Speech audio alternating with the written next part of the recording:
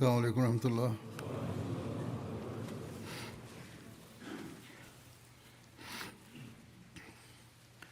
أشهد أن لا إله إلا الله وحده لا شريك له وأشهد أن محمدا عبده ورسوله أما بعد فأعوذ بالله من الشيطان الرجيم بسم الله الرحمن الرحيم الحمد لله رب العالمين الرحمن الرحيم مالك يوم الدين إياك نعبد وإياك نستعين اهدنا الصراط المستقيم صراط الذين أنعمت عليهم غير المغضوب عليهم ولا الضالين. கடந்த குத்துபாவில் ஹசரத் காப் பின் மாலிக் ரலியல்லாஹு அன்ஹு மற்றும் ஏனைய சஹாபிகள் தபுக் போரில் பின்தங்கியது, மேலும் அதன் மீது பெருமானார் ஸல்லல்லாஹு அலைஹி வஸல்லம் அவர்கள் தமது விருப்பமின்மையை வெளிப்படுத்தியது குறித்து கூறப்பட்டது. இது தொடர்பாக ஹசரத் முஸ்லிம் ரலியல்லாஹு அன்ஹு அவர்களும் கூறியிருக்கின்றார்கள். இது சம்பந்தமாக ஜமாத்திற்கும் அறிவுரையும் கூறியிருக்கின்றார்கள். அன்னார் கூறுகின்றார்கள், ஹதீஸில் வருகின்றது, 3 மூமின்களும் இந்த போரில் கலந்து கொள்ளவில்லை. ஒருவருடைய நீண்ட அறிவிப்பு ஹதீஸில் வருகிறது.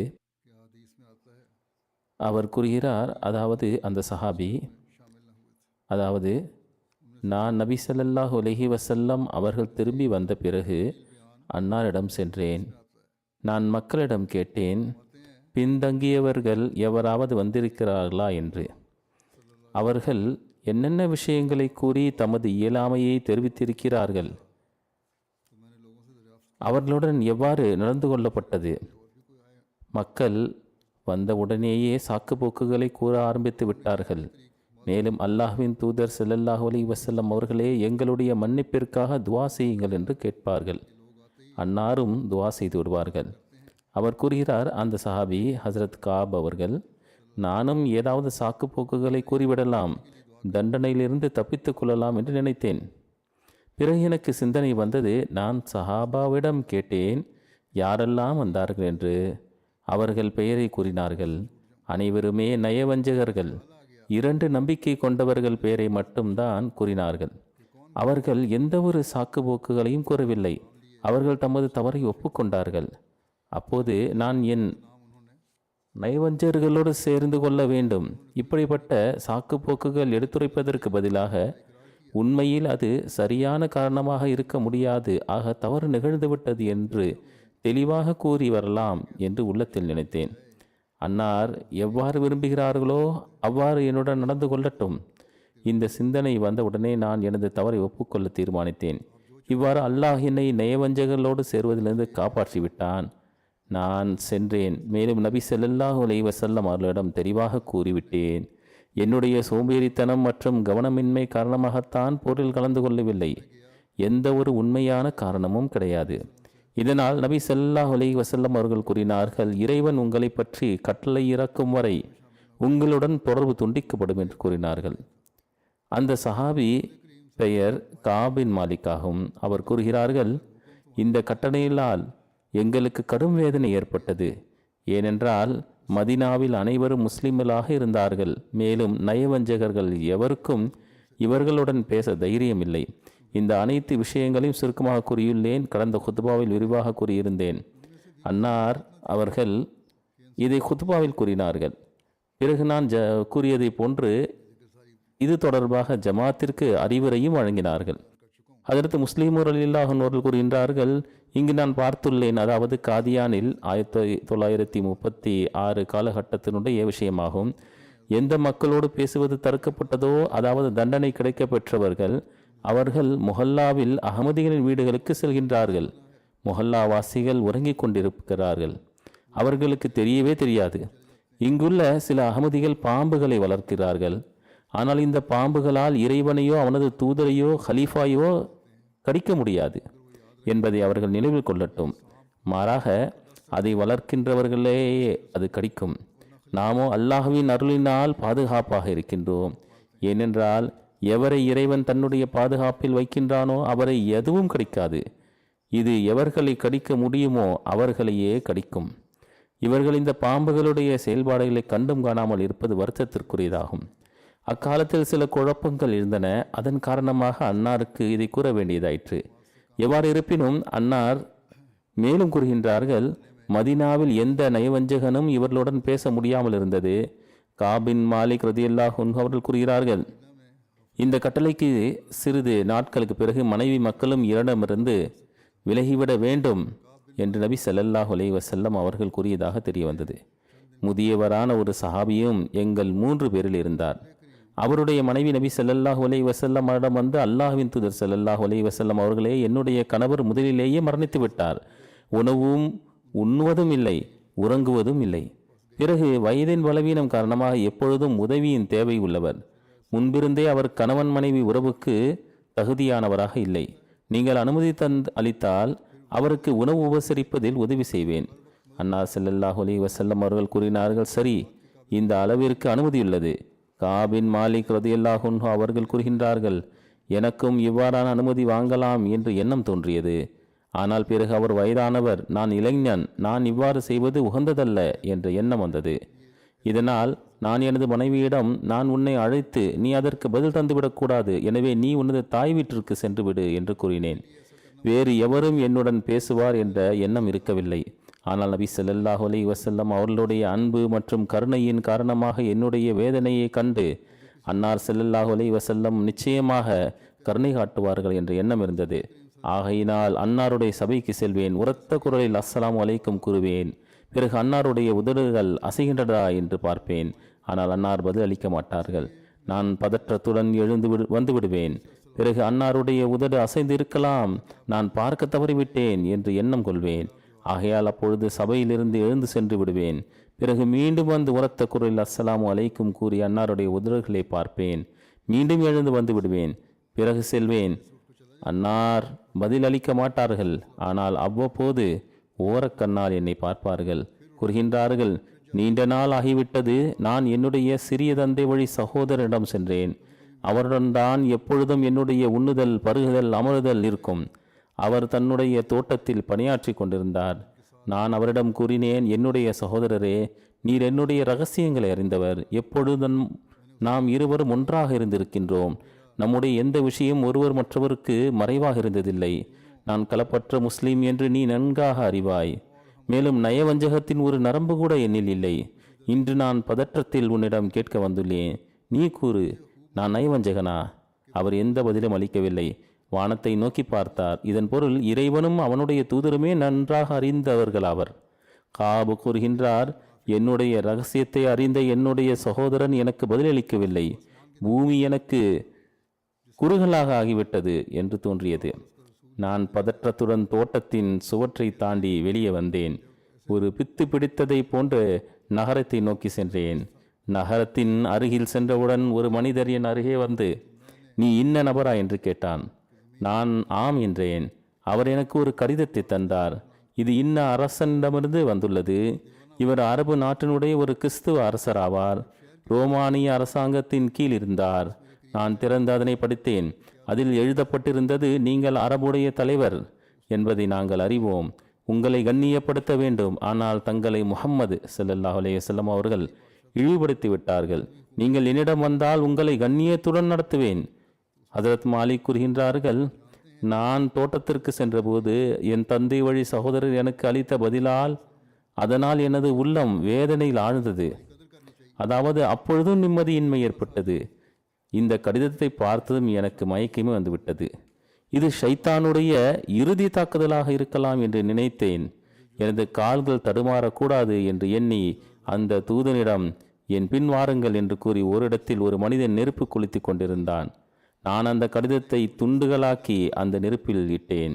மேலும் அந்த தூதுவனிடம் கூறினேன், உன்னுடைய அரசனிடம் சென்று கூறு, இதுவே எனது பதிலாகும். இது அவர்களுடைய துன்பம் மற்றும் துயரத்தின் இறுதி நேரங்களாக இருந்தது. இறுதியில் அல்லாஹ் கருணை புரிந்தான். மேலும் நபி ஸல்லல்லாஹு அலைஹி வஸல்லம் அவர்களிடம் அவரது தவறை மன்னிக்குமாறு கூறினான். ஹஜரத் முஸ்லிம் ரலியல்லாஹு அன்ஹு அவர்கள் ஒரு இடத்தில் மேலும் கூறுகிறார்கள், ஹஜரத் காபின் மாலிக் அவர்களுடைய சம்பவம் எத்தகு படிப்பினை. அவர் அனைத்து போர்களிலும் நபி ஸல்லல்லாஹு அலைஹி வஸல்லம் அவர்களுடன் இருந்தார்கள். மக்கா வெற்றியின் போதும் உடன் இருந்தார்கள். ஆனால் தபூக்கு போரில் சோம்பேறித்தனத்தின் காரணமாக பின்தங்கிவிட்டார்கள். நபி ஸல்லல்லாஹு அலைஹி வஸல்லம் அவர்கள் இவருக்கு எப்படிப்பட்ட கடுமையான தண்டனை அளித்தார்கள் என்றால், அவர்களுடைய சலாத்திற்கு கூட பதில் கொடுக்க மாட்டார்கள். அனைத்து முஸ்லிம்களையும் அவரிடம் பேசுவதை விட்டு தடுத்து விட்டார்கள். எதுவரை என்றால் மனைவியையும் பிரித்து விட்டார்கள். இந்நிலையில் ஹசானுடைய அரசின் தூதுவன் இவரிடத்தில் கடிதம் கொண்டு வந்தான். அதில் எழுதப்பட்டிருந்தது, உன்னுடைய நண்பர் உன்னை கண்ணியப்படுத்தவில்லை, நீ என்னிடம் வா, இது ஷைத்தானுடைய இறுதியான தாக்குதலாகும் என்று கூறி கடிதத்தை அடுப்பில் எறிந்தேன். மேலும் தூதுவனிடம், உங்களுடைய அரசரிடம் இந்த செய்தியை சேர்த்து விடுங்கள் என்று கூறினார்கள். அதற்கு முஸ்லிம் ரலியல்லாஹு அன்ஹு அவர்கள் கூறுகிறார்கள், இன்றைய காலத்து மக்கள் இருக்கிறார்கள். அப்போதைய ஜமாத்தின் நிலையாக இருந்தது. ஜமாத்தில் விசாரணை செய்தால், ஏதாவது கேள்வி கேட்கப்பட்டால், எங்களுடைய தொண்டுகளை மதிக்கவில்லை, எங்களை மதிக்கவில்லை என்று கூறுகின்றார்கள். நிர்வாகம் வேறு, பணியாற்றுவது வேறு என்பதை நினைவில் கொள்ள வேண்டும். மேலும் நிர்வாகத்தை நிலையை நிறுத்துவதற்காக அவர் எவராக இருந்தாலும் அவரிடம் விசாரிக்கப்படும். எனவே இறைவனுடைய கட்டளையின்படி மார்க்கத்திற்காக ஷைத்தானை விரட்டக்கூடிய முயற்சிகளை செய்யுங்கள். ஆனால் உங்களை புகழ வேண்டும் என்பதற்காக ஒருபோதும் செய்யாதீர்கள். பணியாற்றிவிட்டு நம்முடைய தவறுகளில் நம்மை கேள்வி கேட்க மாட்டார்கள் என்று எண்ணாதீர்கள். நீங்கள் இறைவனுக்கு பேருதவி புரிந்துவிட்டதாக நினைத்து கொண்டு உங்கள் உதவியை நினைவூட்டவோ துன்பம் கொடுக்கவோ செய்யாதீர்கள். எல்லா வழிவகைகளையும் கொண்டு இஸ்லாத்திற்கு தொண்டாற்றுங்கள். கருணை என்றில்லாமல் தொண்டாற்றுங்கள். அல்லாஹ்வை திருப்திப்படுத்த இந்த ஆர்வமே தேவை. இது ஹிலாஃபத்தின் 1936 ஆண்டு ஆரம்பகால குத்துபாக்களின் ஒரு மேற்கோளாகும்.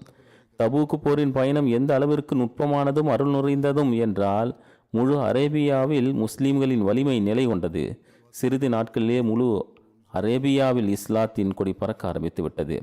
இது தொடர்பாக ஹஜரத் முஸ்லிம் ரலியல்லாஹு அன்ஹு அவர்கள் கூறுகிறார்கள், தபூக்கு போரிலிருந்து திரும்பியவுடன் தாயிஃப் மக்களும் வந்து கீழ்ப்படிந்தனர். முதலில் அவர்கள் சண்டையிட்டு வந்தார்கள். இப்போது ஒருவராக இஸ்லாத்தின் ஆட்சியினுள் வர அனுமதி வேண்டினார்கள். மேலும் சில நாட்களிலே முழு அரேபியாவிலும் இஸ்லாத்தின் கொடி பறக்க ஆரம்பித்து விட்டது. திரும்பி வந்த பிறகு ஒரு போர் நிகழ்ந்தது. இது ஹசரத் ஹாலித் பின் வலீத் போர் என்று அழைக்கப்படுகிறது. இது நஜ்ரானில் ஹாரிஸ் பின் காபில் இருந்து பனு அப்துல் மதானை நோக்கி இருந்தது. எவரை தொடர்புபடுத்தி அப்துல் மதான் கூறப்படுகின்றதோ அவர் பனு ஹாரிஸினுடைய முன்னோடியாவார். அவர் பெயர் அம்ர் பின் யசீத் ஆகும்.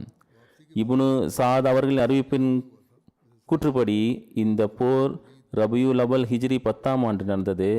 ஆனால் இப்னு ஹிஷாம் அவர்களின் கூற்றுப்படி இது ரபியுல் ஆஹிர் அல்லது ஜமாதுல் ஊலா ஹிஜ்ரி 10ஆம் ஆண்டு நடைபெற்றது. சீரத் ஹத்தமுன் நபியினில் ஹசரத் மிர்சா பஷீர் அஹமத் சாஹிப் ரலியல்லாஹு அன்ஹு அவர்கள் ஹாலித் பின் வலீத் அவர்களை நஜ்ரான் நோக்கி அனுப்பிய நிகழ்வின் தேதியை ரபியுல் அவ்வல் 10 ஹிஜ்ரி என குறிப்பிட்டு இருக்கின்றார்கள்.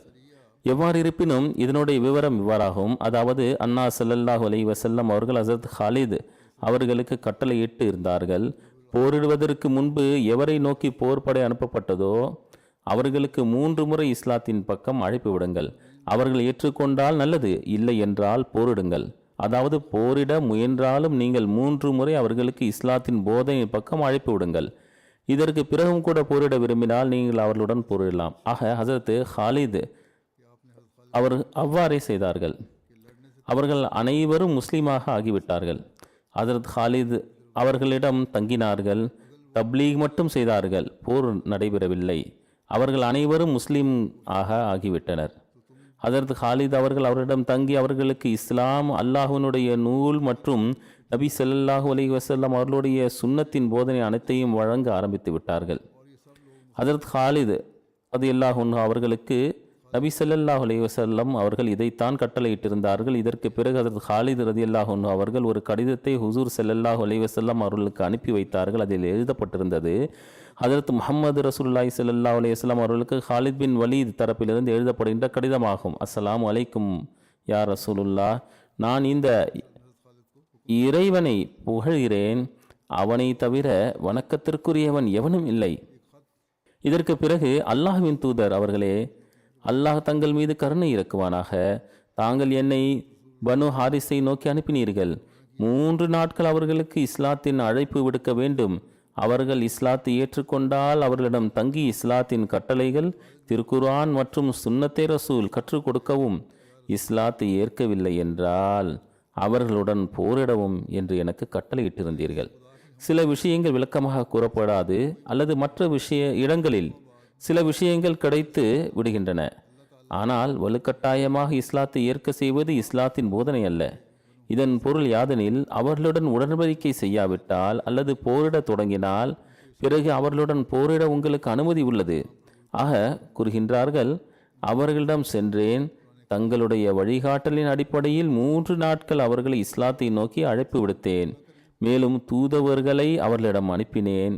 பனு ஹாரிஸை இஸ்லாத்தை ஏற்றுக்கொள்ளுங்கள், பாதுகாப்பாக இருப்பீர்கள். எனவே அம்மக்கள் இஸ்லாத்தை ஏற்றுக்கொண்டார்கள், போரிலிருந்து விலகியிருந்தார்கள். தப்லீக் செய்தேன், இஸ்லாத்தை ஏற்றுக்கொண்டார்கள், போரிலிருந்து விலகியிருந்தார்கள் என்ற வார்த்தை இந்த விஷயத்தில் தெளிவாக விளங்குகிறது. அவர்கள் போரிடுவதில் முந்திக் கொள்ளவில்லை. எதிர்த்தரப்பினர் போரிடவில்லை, இவர்களும் போரிட செல்லவில்லை. தப்லீகாக சென்றார்கள், அதை செய்தார்கள். மேலும் எழுதுகின்றார்கள், நான் இவர்களிடம் தங்கியுள்ளேன், இவர்களுக்கு மார்க்கத்தினுடைய போதனைகள் மற்றும் கட்டளைகளை கற்றுக் கொடுக்கின்றேன். இனி அன்னா ஸல்லல்லாஹு அலைஹி வஸல்லம் அவர்களிடமிருந்து வருகின்ற கட்டளையை ஏற்று நடப்பேன், அதன்படி அமல் செய்வேன். அஸ்ஸலாமு அலைக்கும் வரஹமத்துல்லாஹ் யா ரசூலுல்லாஹ். நபி ஸல்லல்லாஹு அலைஹி வஸல்லம் அவர்கள் காலித் பின் வலீதினுடைய இந்த கடிதத்திற்கு பதிலளித்தார்கள். பிஸ்மில்லாஹிர் ரஹ்மானிர் ரஹீம். முஹம்மது ரசூலுல்லாஹ் ஸல்லல்லாஹு அலைஹி வஸல்லமிடமிருந்து காலித் பின் வலீத் அவர்களுக்கு சலாம். நான் இறைவனை புகழ்கிறேன், அவனை தவிர வணக்கத்திற்குரியவன் எவரும் இல்லை. உங்களுடைய கடிதம் தூதுவருடன் எனக்கு கிடைத்தது. பனு ஹாரிஸ் இஸ்லாத்தை ஏற்றுக்கொண்டார்கள் என்று தெரிய வந்தது. போருக்கு முன்பு லா இலாஹ இல்லல்லாஹ் முஹம்மது ரசூலுல்லா என சாட்சி அளித்துள்ளார்கள். இது இறைவனுடைய ஹிதாயத்தாகும். இதை இறைவன் அவர்களுக்கு வழங்கியுள்ளான். எனவே நீர் அவர்களுக்கு இறை கூலிக்கான நற்செய்தியை வழங்குவீராக, இறை தண்டனையிலிருந்து அச்சமூட்டுவீராக. நீர் அவர்களில் சில நபர்களை அழைத்து கொண்டு என்னிடம் வருவீராக. அஸ்ஸலாமு அலைக்க வரஹமத்துல்லா. ஹாலித் ரதியல்லாஹு அன்ஹு அவர்கள் இந்த கட்டளையை பார்த்தவுடன் பனு ஹாரிஸினுடைய சில நபர்களை அழைத்து கொண்டு நபி ஸல்லல்லாஹு அலைஹி வஸல்லம் அவரிடம் வந்தார்கள். எவர்களை அழைத்து வந்தார்களோ அவர்களுடைய பெயர்கள் இதுவாகும்: கைஸ் பின் ஹுசைன், யசீத் பின் அப்துல் மதான், யசீத் பின் முஅஜ்ஜல், அப்துல்லா பின் ஹுராத், ஷதாத் பின் அப்துல்லா, அம்ர் பின் அப்துல்லா. இந்த மக்கள் நபி ஸல்லல்லாஹு அலைஹி வஸல்லம் அவர்கள் சபைக்கு வந்தபொழுது அன்னா ஸல்லல்லாஹு அலைஹி வஸல்லம் அவர்கள் இவர்களை பார்த்து, இவர்கள் யார்? இவர்களை பார்த்தால் இவர்கள் இந்தியர்களை போன்று தெரிகின்றார் என்று கூறினார்கள். யார் ரசூலுல்லாஹ், இவர்கள் பனு ஹாரிஸை சார்ந்தவர்கள் என்று பதில் அளிக்கப்பட்டது. இந்த மக்கள் நபி ஸல்லல்லாஹு அலைஹி வஸல்லம் அவர்களுக்கு சலாம் தெரிவித்தார்கள். மேலும் கூறினார்கள், தாங்கள் அல்லாஹ்வின் தூதர் என்றும் அல்லாஹ்வை தவிர வணக்கத்திற்குரியவன் எவரும் இல்லை என்று நாங்கள் சாட்சி பகர்கின்றோம். நபி ஸல்லல்லாஹு அலைஹி வஸல்லம் அவர்கள் கூறினார்கள், நானும் அல்லாஹ்வை தவிர வணக்கத்திற்குரியவன் எவனும் இல்லை என்றும் சந்தேகமின்றி நான் அவனுடைய தூதர் என்றும் சாட்சி கூறுகிறேன். பிறகு அன்னா ஸல்லல்லாஹு அலைஹி வஸல்லம் அவர்கள் கூறினார்கள், நீங்கள் அந்த மக்கள் தானே, எதிரிகள் சண்டையிடும் போது அவர்களை விரட்டி அடித்து விடுவீர்கள் என்று கேட்டார்கள். மக்கள் மௌனமாக இருந்தார்கள். அவர்கள் எவரும் பதில் அளிக்கவில்லை. நபி ஸல்லல்லாஹு அலைஹி வஸல்லம் அவர்கள் 2வது முறை மீண்டும் கூறினார்கள். பிறகும் அந்த மக்கள் மௌனமாக இருந்தார்கள். எவரும் முன் வரவில்லை. நபி ஸல்லல்லாஹு அலைஹி வஸல்லம் அவர்கள் 3வது முறை மீண்டும் கூறினார்கள். அவர்கள் எவரும் முன்வரவில்லை. நபி ஸல்லல்லாஹு அலைஹி வஸல்லம் அவர்கள் 4வது முறை மீண்டும் எதிரிகளுடன் சண்டையிடும் பொழுது அவர்களை விரட்டி விடுவீர்களே, அதாவது நீங்கள் தங்களை வலிமை உள்ள மக்களாக கருதுகிறீர்களே. அப்பொழுது யசீத் பின் அப்துல் மதான் கூறினார், யார் ரசூலுல்லாஹ், நாங்கள் அதே மக்களாவோம். எங்களுடன் யார் சண்டையிடுகின்றார்களோ அவர்களை விரட்டி அடித்து விடுவோம். 4 முறை அவர் இதை தெரிவித்தார். நாங்கள் போரிடக்கூடியவர்கள், வீரமுள்ளவர்கள். ஆனால் இங்கு எப்படி நடந்துவிட்டது? நபி ஸல்லல்லாஹு அலைஹி வஸல்லம் அவர்கள் கூறினார்கள், நீங்கள் இஸ்லாத்தை ஏற்றுக்கொண்டு விட்டீர்கள் என்று ஹாலித் எனக்கு கடிதம் எழுதாமல் இருந்திருந்தால் நான் தலைகளை உங்கள் கால்களுக்கு கீழ் போட்டு இருப்பேன்.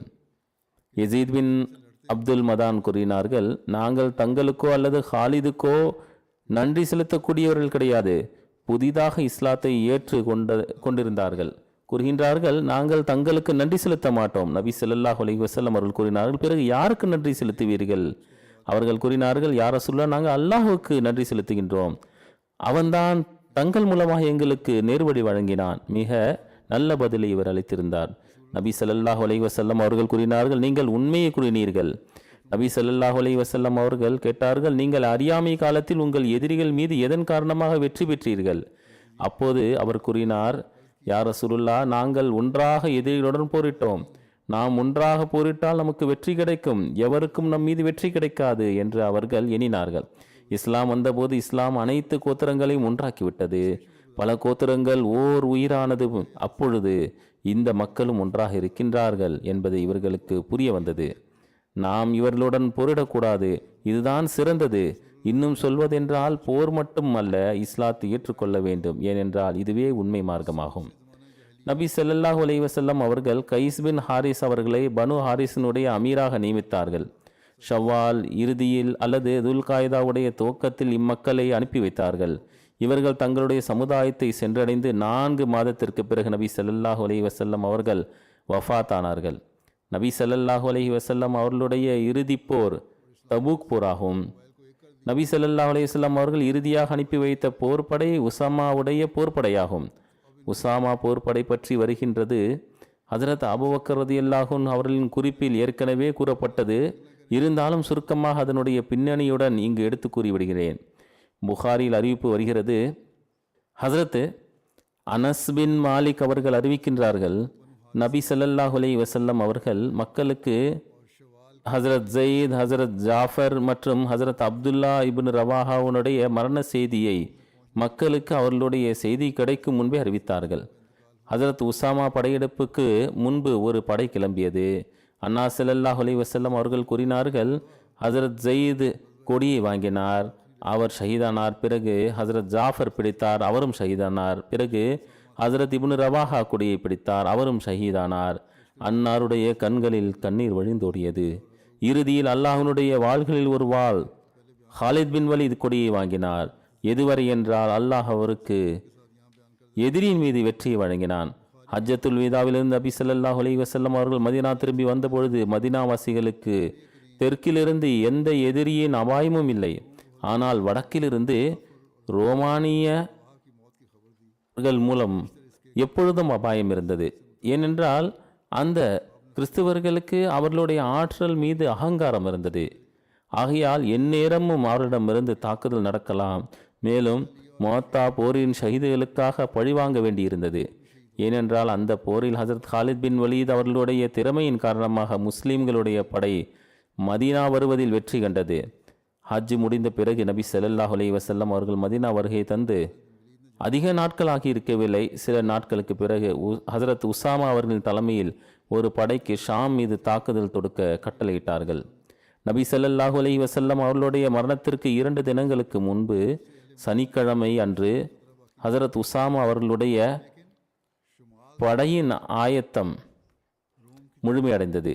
இதனுடைய துவக்கம் அன்னா ஸல்லல்லாஹு அலைஹி வஸல்லம் அவர்கள் நோய்வாய்ப்படும் முன்பு துவங்கியது. சஃபர் மாதத்தின் இறுதியில் ரோமானியர்களுடன் போரிட ஆயத்தம் செய்ய அன்னா ஸல்லல்லாஹு அலைஹி வஸல்லம் கட்டளையிட்டிருந்தார்கள். ஹஜரத் உசாமாவை அழைத்து கூறினார்கள், உன்னுடைய தந்தையை ஷஹீதான இடத்திற்கு செல்வாயாக. ஹஜரத் ஜயீத் எங்கு ஷஹீதாக்கப்பட்டாரோ முதலில் அங்கு செல்லுங்கள். அவர்களை அதாவது எதிரிகளை குதிரைகளை கொண்டு நசுக்கி விடுங்கள். நான் உங்களை அந்த படையின் அமீராக நியமித்துள்ளேன். ஒரு அறிவிப்பில் வருகின்றது, நபி ஸல்லல்லாஹு அலைஹி வஸல்லம் அவர்கள் கூறினார்கள், பல்கா மற்றும் தாரூமை குதிரைகளை கொண்டு நசுக்கி விடுங்கள். பல்கா ஷாம் நகரத்தினுடைய ஒரு பகுதியாகும். இது டமஸ்கஸ் மற்றும் குரா பள்ளத்தாக்கிற்கு இடையில் உள்ளது. தாரும் எகிப்து செல்லும் வழியில் பாலஸ்தீனின் காசா அடுத்த ஒரு பகுதியாகும். மேலும் ஷாமை நோக்கி புறப்பட கூறும்போது கூறினார்கள், பொழுது விடிந்த உடனே உபுனா மக்கள் மீது தாக்குதல் தொடுங்கள். உபுனா ஷாமில் பல்கா அருகாமையில் ஒரு இடத்தின் பெயராகும். அவர்களுக்கு செய்தி கிடைக்கும் முன்பே விரைவாக பயணம் செய்து சென்றடையுங்கள் என்று கூறினார்கள். இறைவன் உங்களுக்கு வெற்றியை அளித்தான் என்றால் அங்கு குறைவாக தங்குங்கள். தங்களுடைய வழிகாட்டுபவரை அழைத்துச் செல்லுங்கள். மேலும் உளவாளிகளை செய்தி வழங்கக்கூடியவர்களையும் உங்களுக்கு முன்பு அனுப்பி வையுங்கள். நபி ஸல்லல்லாஹு அலைஹி வஸல்லம் அவர்கள் ஹஜரத் உசாமா அவர்களுக்காக தன்னுடைய கையில் ஒரு கொடியை கட்டினார்கள். பிறகு அல்லாஹ்வின் பெயரால் அவனுடைய பாதையில் போரிடுங்கள். யாரெல்லாம் அவனை நிராகரிக்கின்றாரோ அவருடன் போர் புரியுங்கள். நம்பிக்கை துரோகம் செய்யாதீர்கள். குழந்தைகள் பெண்களை கொலை செய்யாதீர்கள். எதிரிகளுடன் போரிடுவதை விரும்பாதீர்கள் என்று கூறினார்கள். இந்த வார்த்தையும் எதிரியின் தாக்குதலை எதிர்ப்பதன் பக்கம் சுட்டி காட்டுகிறது. அதாவது எதிரி போர் தொடுத்தால் நீங்கள் போர் தொடுங்கள், ஆனால் நீங்கள் எதிரியுடன் போர் தொடுப்பதை விரும்பாதீர்கள். நிச்சயமாக இதன் காரணமாக நீங்கள் சோதிக்கப்படுவீர்கள் என்று உங்களுக்கு தெரியாது. எனவே நீங்கள், இறைவா, இவர்களுக்கு முன்பு நீயே எங்களுக்கு போதுமானவன். நீ விரும்பினால் இவர்களுடைய போரை எங்களிடம் இருந்து அகற்றுவாய் என்று கூறுங்கள். போர் அவசியமில்லை, போர் தவிக்கப்படும் என்றால் தவிர்த்து வை என்ற துவாவை கற்றுக் கொடுத்தார்கள். ஆக அவர்கள் உங்களுடன் மோதினால், அதாவது பிறகும் போர் வந்துவிட்டால், மேலும் அவர்கள் ஒன்றாக சேர்ந்து கூச்சல் எழுப்பினால், பிறகு நீங்கள் கண்ணியத்தோடு அமைதியாக இருப்பது உங்கள் மீது அவசியமாகும். பிறகு அமைதியாக கண்ணியத்துடன் போரிடுங்கள். நீங்கள் உங்களுக்கிடையில் சண்டையிடாதீர்கள். அவ்வாறானால் நீங்கள் கோழையாகி விடுவீர்கள். உங்களுடைய ஆதிக்கமும் அச்சமும் இல்லாமல் போய்விடும். தங்களுக்குள் ஒற்றுமையை உருவாக்குங்கள். மேலும் நீங்கள் அல்லாகவே, நாங்கள் உன்னுடைய அடியாராகவும் அவர்களும் உன்னுடைய அடியார்களாக இருக்கிறார்கள். எங்களுடைய நெற்றியிலும் அவர்களுடைய நெற்றிகள் உன்வசம்தான் உள்ளது. மேலும் நீயே எங்களுக்கு போதுமானவன் என்று கூறுங்கள். மேலும் சொர்க்கம் வாள்களின் நிழலின் கீழ் உள்ளது என்பதை தெரிந்து கொள்ளுங்கள்.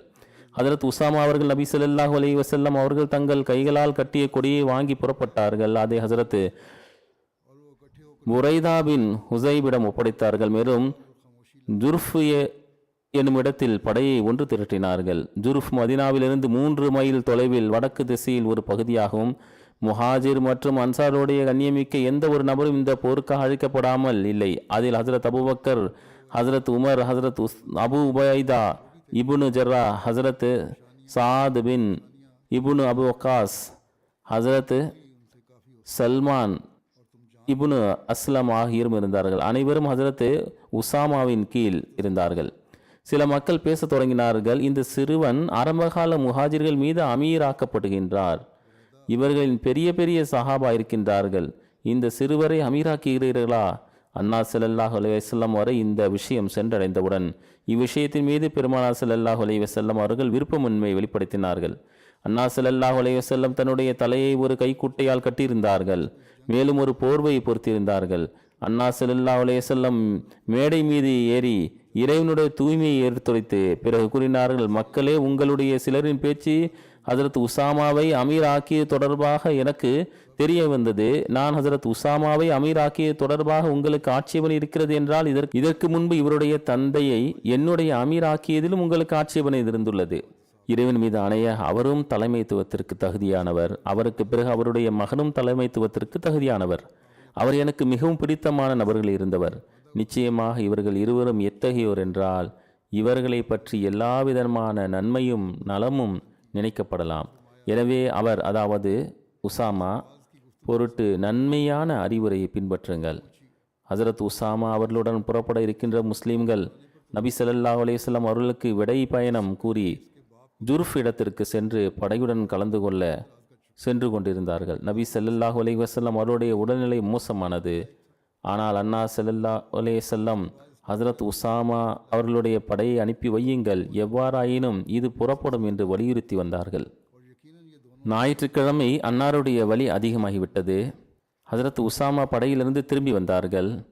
அப்பொழுது அன்னா ஸல்லல்லாஹு அலைஹி வஸல்லம் அவர்கள் மயக்க நிலையில் இருந்தார்கள். நோய் அதிகமான போது அவருக்கு செய்தி அனுப்பி வைக்கப்பட்டது. அவர் திரும்பி வந்தார்கள். அன்னால் நபி ஸல்லல்லாஹு அலைஹி வஸல்லம் அவர்களுக்கு மக்கள் மருந்தளித்தார்கள். ஹசரத் உசாமா தலைகுனிந்து நபி ஸல்லல்லாஹு அலைஹி வஸல்லம் அவர்களுக்கு முத்தமிட்டார்கள். அன்னாரால் பேச முடியவில்லை. ஆனால் அன்னா ஸல்லல்லாஹு அலைஹி வஸல்லம் தனது இரு கைகளையும் வானையை நோக்கி உயர்த்தி ஹசரத் உசாமா மீது, அவர்களின் தலையின் மீது கை வைத்தார்கள்.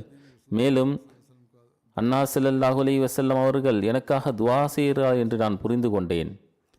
ஹசரத் உசாமா படையை நோக்கி திரும்பினார்கள். ஹசரத் உசாமா திங்கட்கிழமை மீண்டும் நபி ஸல்லல்லாஹு அலைஹி வஸல்லம் அவர்களிடம் வந்தார்கள். அப்போது அன்னா ஸல்லல்லாஹு அலைஹி வஸல்லம் அவர்கள் நிலைமை மிகவும் மோசமானதாக இருந்தது. அன்னா ஸல்லல்லாஹு அலைஹி வஸல்லம் ஹசரத் உசாமாவிடம் கூறினார்கள், அல்லாஹுடன் அருளினால் புறப்படுங்கள். ஹசரத் உசாமா அவர்கள் நபி ஸல்லல்லாஹு அலைஹி வஸல்லம் அவர்களிடமிருந்து விடைபெற்று தன்னுடைய படையை நோக்கி புறப்பட்டார்கள். மக்களுக்கு செல்லுமாறு கட்டளையிட்டார்கள். அன்னா ரதியல்லாஹு அன்ஹு அவர்கள் புறப்பட எண்ணும்போது அவர்களுடைய தாயார் உம்மே ஐமன் தரப்பிலிருந்து ஒரு மனிதர் செய்தி எடுத்து வந்தார். நபி ஸல்லல்லாஹு அலைஹி வஸல்லம் அவர்கள் இறுதி நேரமாக தெரிகின்றது. இதனால் ஹசரத் உசாமா ரலியல்லாஹு அன்ஹு அவர்கள் நபி ஸல்லல்லாஹு அலைஹி வஸல்லம் அவரிடம் வந்தார்கள். ஹசரத் உமர் ரதியல்லாஹு அன்ஹு மற்றும் ஹசரத் அபு உபைதா ரதியல்லாஹு அன்ஹு அவர்களும் உடன் இருந்தார்கள். அன்னார் ஸல்லல்லாஹு அலைஹி வஸல்லம் மீது வஃபாத் நிலை ஏற்பட்டது. சிறிது நேரத்திலேயே அன்னார் ஸல்லல்லாஹு அலைஹி வஸல்லம் அவர்கள் வஃபாத் ஆகிவிட்டார்கள். இதன் காரணமாக முஸ்லிம்களுடைய படை ஜுர்ஃப் இடத்திலிருந்து மதீனா திரும்பியது. மேலும் ஹசரத் புரைதா இப்னு உசைஃப் ஹசரத் உசாமா அவர்களின் கொடியை எடுத்து வந்தார்கள். அதனை நபி ஸல்லல்லாஹு அலைஹி வஸல்லம் அவர்களின் வாசலில் நட்டார்கள். ஒரு அறிவிப்பின் அடிப்படையில் ஹசரத் உசாமாவின் படை ஜுகுஃபில் இருந்து போது நபி ஸல்லல்லாஹு அலைஹி வஸல்லம் அவர்களுடைய மரணம் நிகழ்ந்தது. சூகுஷ்ஃப் மதீனாவிலிருந்து ஒரு இரவின் தொலைவில் அமைந்துள்ளது. ஷாமினுடைய பாதையில் உள்ள பள்ளத்தாக்காகும். எவ்வாறு இருப்பினும் இவர்கள் திரும்பி வந்து விட்டார்கள். நபி ஸல்லல்லாஹு அலைஹி வஸல்லம் அவருடைய வஃபாத்திற்கு பிறகு ஹஜரத் அபூபக்கர் ரலியல்லாஹு அன்ஹு அவர்களிடம் பையத் செய்யப்பட்டது. ஹஜரத் அபூபக்கர் ரலியல்லாஹு அன்ஹு அவர்கள் ஹஜரத் புரைதா பின் ஹுசைஃப் அவர்களுக்கு கொடியை எடுத்து ஹஜரத் உசாமாவினுடைய வீட்டிற்கு செல்லுங்கள், தன்னுடைய நோக்கத்திற்காக புறப்படுங்கள் என கட்டளையிட்டார்கள். ஹஜரத் புரைதா ரலியல்லாஹு அன்ஹு கொடியை எடுத்துக்கொண்டு படையின் இடத்திற்கு வந்தார்கள். அந்த படையின் எண்ணிக்கை 3000 என்று கூறப்படுகின்றது. அதில் 1000 குதிரை வீரர்களும் மற்றொரு அறிவிப்பின் அடிப்படையில் ஹசரத் உசாமா பின் ஜயித் அவர்கள் 700 நபர்களுடன் ஷாமை நோக்கி அனுப்பி வைக்கப்பட்டார்கள். மற்றொரு அறிவிப்பின் அடிப்படையில் நபி ஸல்லல்லாஹு அலைஹி வஸல்லம் அவர்கள் வஃபாத்திற்கு 2வது நாள் ஹசரத் அபூபக்கர் ரலியல்லாஹு அன்ஹு அறிவிப்பு செய்தார்கள். ஹசரத் உசாமாவுடைய பணி நிறைவேறும். ஹசரத் உசாமாவுடைய படையிலிருந்து ஒரு மனிதரும் மதீனாவில் இருக்கக்கூடாது, அனைவரும் ஜுர்ஃபில் அவர்களுடைய படையில் சேர்ந்து கொள்ளுங்கள். ஹஜரத் முஸ்லிமு ரலியல்லாஹு அன்ஹு அவர்கள் கூறுகின்றார்கள், நபி ஸல்லல்லாஹு அலைஹி வஸல்லம் அவர்கள் வஃபாத்தான போது முழு அரபும் முர்த்ததாகிவிட்டது. ஹஜரத் உமர் ரலியல்லாஹு அன்ஹு போன்ற வீரமிக்க மனிதர்களும் இந்த குழப்பத்தை கண்டு பதற்றம் அடைந்தார்கள். நபி ஸல்லல்லாஹு அலைஹி வஸல்லம் அவர்கள் தன்னுடைய மரணத்தின் அருகில் ரோமானிய பகுதியின் மீது தாக்குதல் தொடுக்க ஒரு படையை ஆயத்தம் செய்தார்கள். ஹசரத் உசாமா அவர்களை இதற்கு அமீராக நியமித்தார்கள். இந்த படை புறப்படும் முன்பே நபி ஸல்லல்லாஹு அலைஹி வஸல்லம் அவர்கள் வஃபாத்தாகிவிட்டார்கள். அன்னாருடைய மரணத்திற்கு பிறகு அரபு முர்த்ததாகியது. சஹாபா இப்படிப்பட்ட குழப்பமான நிலையில் ஹசரத் உசாமாவுடைய படை ரோமானிய பகுதியை தாக்குதல் தொடுக்க அனுப்பி வைக்கப்பட்டால் பிறகு மதீனாவில் பின்னால் வெறும் வயதான ஆண் மற்றும் குழந்தைகள் பெண்கள் மீதம் இருப்பார்கள். மதீனாவை பாதுகாக்க எந்த வழிவகையும் இல்லை என்று எண்ணினார்கள். ஆகையால் அவர்கள் பெரிய சஹாபியின் ஒரு குழு ஹஜரத் அபூபக்கர் ரலியல்லாஹு அன்ஹு அவர்களிடம் சென்று குழப்பங்கள் அகலும் வரை இந்த படையை தடுத்து வையுங்கள் என்று விண்ணப்பிக்கலாம் என்று தீர்மானித்தார்கள். எனவே ஹஜரத் உமர் ரலியல்லாஹு அன்ஹு மற்றும் ஏனைய பெரிய பெரிய சஹாபிகள் அன்னாரிடம் வந்தார்கள். குழப்பங்கள் அகலும் வரை இதை தடுத்து நிறுத்துங்கள் என்று விண்ணப்பித்தார்கள். ஹஜரத் அபூபக்கர் ரலியல்லாஹு அன்ஹு அவர்கள் இந்த கூற்றை கேட்டவுடன் மிகவும் கோபத்தோடு நபி ஸல்லல்லாஹு அலைஹி வஸல்லம் அவருடைய மரணத்திற்கு பிறகு அபூ கத்தாதாவுடைய மகன் அதாவது அபூபக்கருடைய முதல் பணி எந்த படையை நபி ஸல்லல்லாஹு அலைஹி வஸல்லம் அவர்கள் புறப்பட கட்டளையிட்டார்களோ அதை தடுப்பதா என்று அந்த குழுவிற்கு பதிலளித்தார்கள்.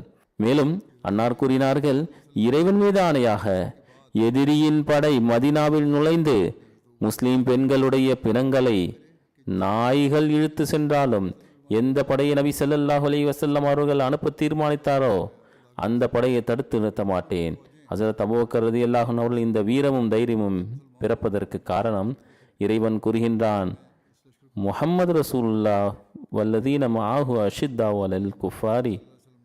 ஒரு சாதாரண கம்பி மின்சாரத்தோடு சேரும்போது அதில் மாபெரும் ஆற்றல் உருவாகிவிடுவது போன்று முஹம்மது ரசூலுல்லாஹி ஸல்லல்லாஹு அலைஹி வஸல்லம் அவர்களுடன் கொண்டிருந்த தொடர்பின் காரணமாக அன்னாரை ஏற்றுக்கொள்பவர்களும் நிராகரிப்பவர்களுக்கு கடுமையானவர்கள் என்பதற்கு உரியவர்களாகிவிட்டார்கள்.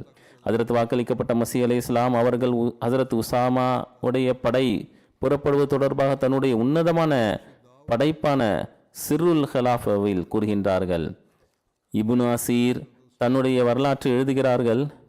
ஹஜரத் முஹம்மது ரசூலுல்லாஹி ஸல்லல்லாஹு அலைஹி வஸல்லம் அவர்கள் வஃபாத்தான போது அன்னாருடைய வஃபாத்தினுடைய செய்தி மக்கா மற்றும் அதனுடைய கவர்னர் இதா பின் அசீதுக்கு கிடைத்தது.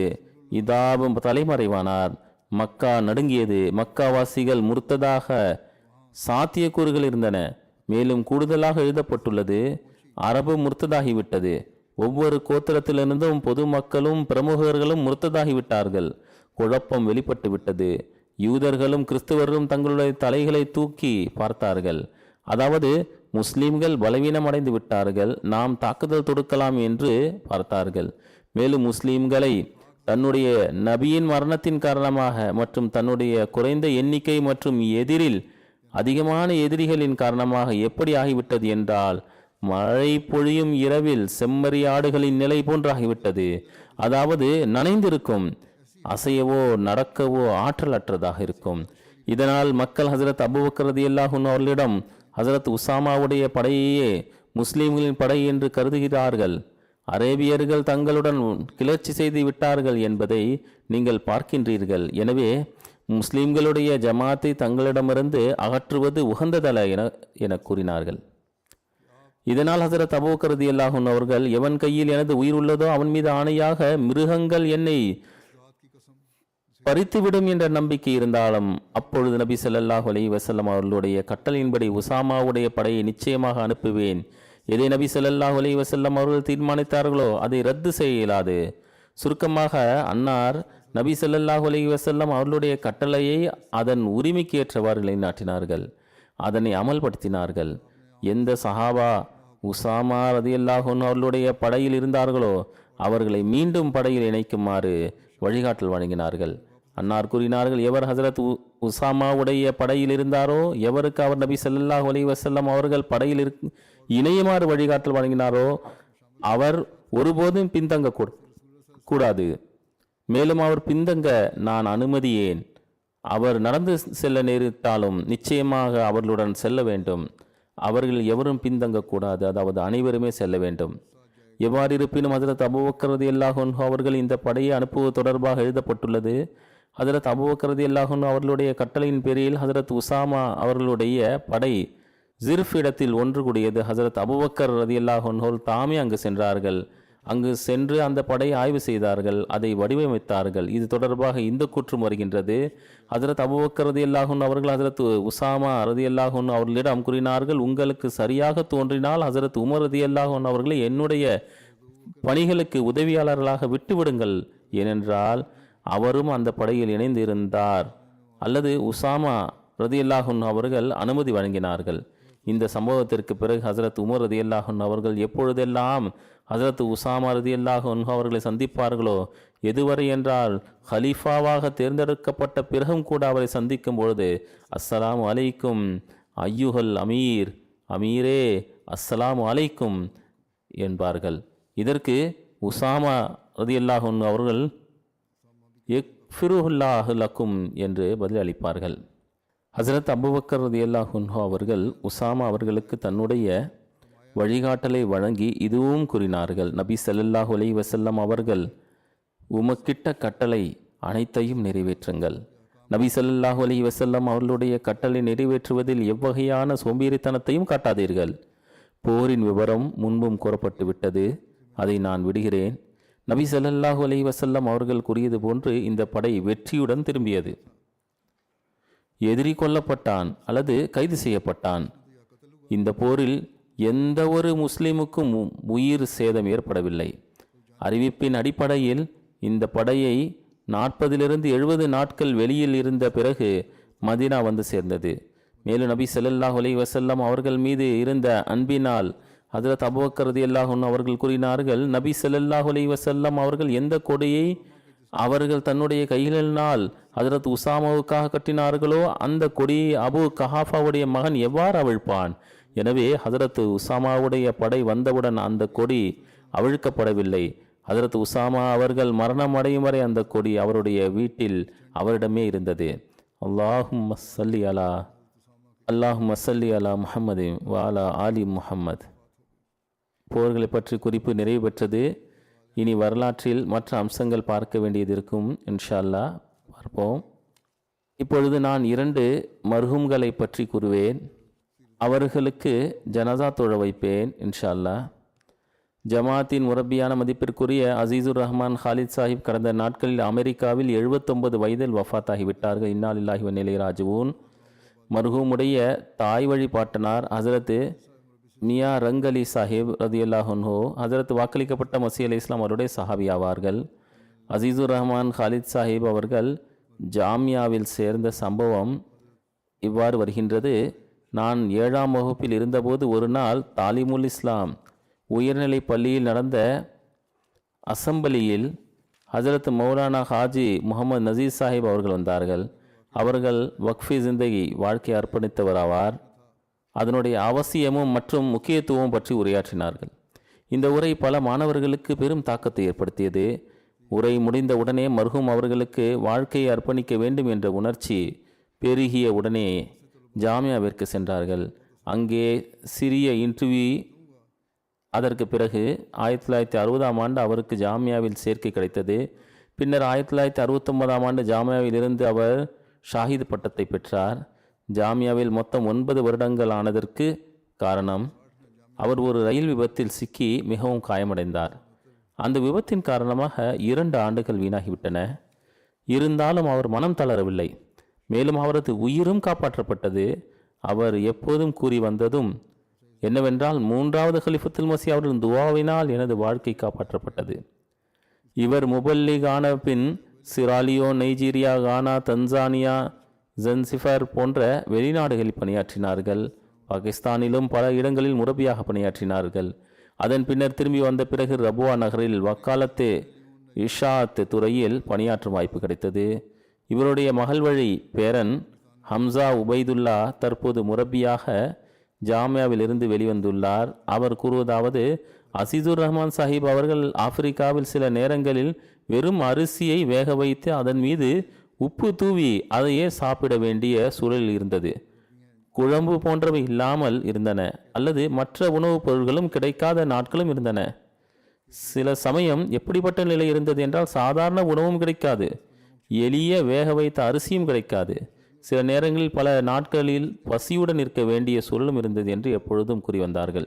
இவை அனைத்தும் அந்த ஆரம்பகால முரபியினரும் முபல்லிக்மார்களும் செய்த தியாகங்களாகும். இன்று முரபிகளும் முபல்லிக்மார்களும் இதை தான் முன்வைக்க வேண்டும். இவரின் மகனான அசீசுர் ரஹ்மான் அனஸ் கூறுகிறார்கள், ஒருபோதும் உணவே வீணாக்க மாட்டார்கள். ஜலசாவின் சந்தர்ப்பத்திலும் அதிக முறை உணவை தட்டில் வாங்காமல் மேசைகளில் இருக்கும் மீதமுள்ள ரொட்டி துண்டுகளை உண்டு கொள்வார்கள். அதற்கு வாக்களிக்கப்பட்ட மசீஹ் அலைஹிஸ் ஸலாம் அவர்கள் இந்த ரொட்டி துண்டுகளை உண்கிறார்கள் என்றால் நாம் ஏன் உண்ணக்கூடாது என்று கூறுவார்கள். இளமையிலிருந்து தஹஜ்ஜுத் தொழக்கூடியவர், நன்னடத்தை, நன்றாக பழகக்கூடியவர், அனுதாபம், கடின உழைப்பு மற்றும் நம்பிக்கைக்குரிய மனிதராக இருந்தார்கள். ஹிலாஃபத்துடன் ஆழ்ந்த தொடர்பு மற்றும் பற்று கொண்டிருந்தார். மர்ஹூம் மூசியாக இருந்தார்கள். நான் கானாவில் இருந்தபோது என்னுடன் கானாவில் இருந்தார்கள். மிக கடின உழைப்புடன், நன்றி உணர்வுடன், எளிமையுடன் பணியாற்றினார்கள். தன்னலமற்று பணியாற்றினார்கள். இவர்களுக்கு 2 மகன்கள், 3 மகள்கள், அதிகமான மகன் வழி பேரன் பேத்திகள் இருக்கின்றார்கள். அல்லாஹ் இந்த மர்ஹூமுடைய பாவ மன்னிப்பை ஏற்றுக்கொள்வானாக. அல்லாஹ் இந்த மர்ஹூமுடன் பாவ மன்னிப்புடன் கருணையுடனும் நடந்து கொள்வானாக. இவர்களுடைய அந்தஸ்தை உயர்த்துவானாக. 2வது குறிப்பு, இந்தோனேஷியாவை சேர்ந்த மதிப்பிற்குரிய எய்தி ஹுமாய்தி சாஹிப் 22 நவம்பர் உம்ரா செய்யும் பாக்கியம் பெற்ற பிறகு திடீரென்று நோய்வாய்ப்பட்டார். மேலும் இந்த நோயிலேயே 77வது வயதில் மதினாவில் வஃபாத்தாகிவிட்டார்கள். இன்னா லில்லாஹி வ இன்னா இலைஹி ராஜிஊன். இவர்களின் குடும்பத்தில் அகமதியத் 1930களில் வந்தது. இவர்களின் மாமா முஹம்மது ரவுஃப் சாஹிப் அவர்கள் ஹசரத் மௌலானா ரஹமத் அலி சாஹிப் ரதியல்லாஹு அன்ஹு அவர்களின் மூலம் பையத் செய்தார்கள். அதன் பிறகு இவர்களின் தாயின் தந்தை மற்றும் தாயாரும் பையத் செய்தார். இவர்களின் மருமகன் பசூகி அஹமத் சாஹிப் ஜமாத்தின் முரபி ஆவார். அவர் கூறுகிறார், இரவு பகல் இவருக்கு தப்லீக் செய்யும் மிகுந்த ஆர்வம் இருந்தது. தப்லீக் செய்யும் பாதையில் என் உயிர் போய்விடட்டும் என்ற ஆசையை இவருடைய மனதில் எப்பொழுதும் இருந்தது. எங்கள் சந்திப்பும் எப்போதும் நடந்தாலும் எப்போதும் தப்லீகே அல்லது அதை பற்றியே பேசுவார். இவர்கள் தப்லீக் செய்யும் ரீதி பல முபல்லிகளை ஊக்குவிப்பதற்கான காரணமாக இருந்தது. இவருடைய மருமக்களும் எழுதுகின்றார்கள், பாங்கு கொடுப்பதற்கு முன்பு பள்ளிவாசலுக்கு சென்று அல்லாஹ்வின் நினைவில் அமர்ந்து நேரம் செலவிடுவார். தினமும் திருக்குர்ஆன் ஓதுவார். அதன் மொழிபெயர்ப்பும் தஃப்சீரையும் படிப்பார். தப்லீருக்கு தேவையான வசனங்கள் குறியிடுவார். ஒருபோதும் தஹஜ்ஜுத் தொழுகையை விட்டதில்லை. 76 வயதிலும் கூட தப்லீருக்காக மோட்டார் சைக்கிள் பயணம் செய்வார். அவர் எப்போதும் குழந்தைகளிடம் செல்வத்தை தியாகம் செய்வதில் குறைவு செய்யாதீர்கள், இது அல்லாஹ்வின் உரிமை, இயன்றவள் அதிகமாக தியாகம் செய்யுங்கள். மேலும் நினைவில் கொள்ளுங்கள், ஜமாத்தின் செல்வத்திலிருந்து ₹1 கூட உபயோகிக்காதீர்கள், அதன் கணக்கை அளிக்க வேண்டி வரும். உம்ரா பயணத்தின் போது அவர்களுடைய குழு தலைவர் எழுதுகிறார், உம்ரா முழுவதும் அவர் எப்போதும் இப்படித்தான் கூறிக்கொண்டிருந்தார். இங்கு இருந்து கீழே திரும்பி சென்றதும் நான் தப்லீக் செய்வேன், மேலும் மக்கள் அனைவருக்கும் தெரிவிப்பேன், ஜமாத் அஹ்மதியா உறுப்பினர்கள் மக்காவில் ஹஜ் நிறைவேற்றுகிறார்கள். அங்கே அவர் உடல்நல குறைவால் மருத்துவ பரிசோதனைக்கு சென்றபோது இவர் மரணமடைந்து விட்டார். மருத்துவர் இவரை பார்த்து, அல்லாஹ் தாலா இவருக்கு நற்செயல்களை பிடித்து விட்டது, அதனால்தான் ஜன்னத்துல் பக்கியில் அடக்கம் செய்யும் பெரும் பாக்கியம் கிடைத்துள்ளது என்று கூறினார். அங்கு வஃபாத் நிகழ்ந்ததால் அங்கு ஜன்னத்துல் பக்கியில் இவருடைய நல்லடக்கம் செய்யப்பட்டது. நம்முடைய இந்த பாகிஸ்தானில் அகமதிகளை அகமதியின் கலரில் கூட கபரஸ்தானில் அடக்க அனுமதிப்பதில்லை. அருகில் வேறு ஒரு முஸ்லிமின் மன்னரை இருந்தாலும் அதன் அருகில் வரக்கூடாது என்று கூறுகின்றனர். ஆனால் அல்லாஹால இவருக்கு அளித்த மரியாதையை பாருங்கள். ஜன்னத்துல் பக்கி போன்ற இடத்தில் இவர் அடக்கம் செய்யப்பட்டார். இப்போது அங்கேயும் சிலரின் மன்னரையை அகற்ற செல்லட்டும், ஆனால் அதற்கான ஆற்றல் அவர்களிடம் எங்கே? இவர்கள் இந்த மௌலவிகள் விரைவில் தங்கள் முடிவை சந்திக்க உள்ளார்கள் இன்ஷா அல்லாஹ். இந்தோனேஷியாவுடைய தப்லீக் செக்ரட்டரி பனவன் வர்தி சாஹிப் கூறுகிறார்கள், ஒரு வெற்றிகரமான மிகவும் உணர்ச்சி மிக்க அழைப்பாளர் ஆவார். உண்மையாகவே ஒரு நாள் கூட தப்லீக் இல்லாமல் இருக்கக்கூடாது என்ற விஷயத்தை தன்னுடைய வாழ்வின் அங்கமாக்கினார். ஒரு பழைய மோட்டார் சைக்கிள் இருந்தது, அதில் அமர்ந்துதான் நீண்ட தூரம் உள்ள கிராமங்களுக்கு பயணம் மேற்கொண்டார். மேலும் எந்த பகுதியில் ஜமாத்திற்கு எதிர்ப்பு உள்ளதோ அங்கும் செல்வார். ஆயிரக்கணக்கான நபர்களை தப்லீகின் விளைவாக அவர்களிடம் இருந்து பையத்து வாங்கினார்கள். கூறுகின்றார்கள், ஹிலாஃபத்துடன் அதிக தொடர்பும் பற்று உணர்வும் இருந்தது. இறைவனுடைய அருளினால் மூசியாக இருந்தார்கள். பின்விட்டு சென்றவர்களில் 4 பெண் பிள்ளைகள், 10 பேரன்கள் இருக்கின்றார்கள். நான் கூறியதை போன்று இவர்களுடைய ஒரு மருமகன் முரபியாவார். அல்லா தாலா பாவம் மன்னிப்புடன் கருணையுடன் நடந்து கொள்வானாக, அந்தஸ்தை உயர்த்துவானாக.